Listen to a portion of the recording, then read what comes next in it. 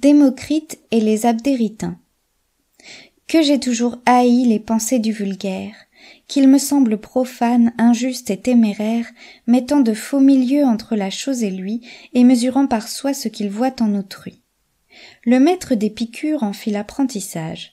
Son pays le crut fou. Petits esprits, mais quoi, aucun n'est prophète chez soi. Ces gens étaient les fous, Démocrite le sage. L'erreur alla si loin qu'Abdère députa vers Hippocrate et l'invita, par lettre et par ambassade, à venir rétablir la raison du malade.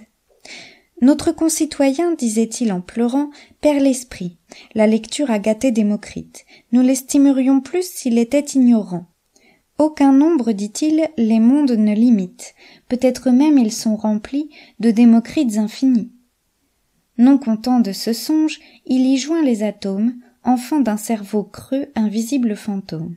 Et mesurant les cieux sans bouger d'ici-bas, il connaît l'univers et ne se connaît pas. Un temps fut qu'il savait accorder les débats. Maintenant il parla lui-même. « Venez, divin mortel, sa folie est extrême. » Hippocrate n'eut pas trop de foi pour ces gens. Cependant il partit. Et voyez, je vous prie, quelle rencontre dans la vie le sort cause. Hippocrate arriva dans le temps que celui qu'on disait n'avoir raison ni sens cherchait dans l'homme et dans la bête quel siège à la raison, soit le cœur, soit la tête. Sous un ombrage épais, assis près d'un ruisseau, les labyrinthes d'un cerveau l'occupaient.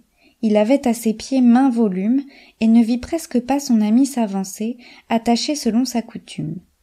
Leur compliment fut court, ainsi qu'on peut penser. Le sage est ménager du temps et des paroles.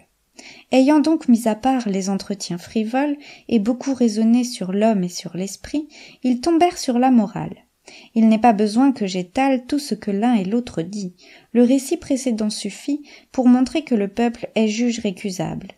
En quel sens est donc véritable ce que j'ai lu dans certains lieux que sa voix est la voix de Dieu?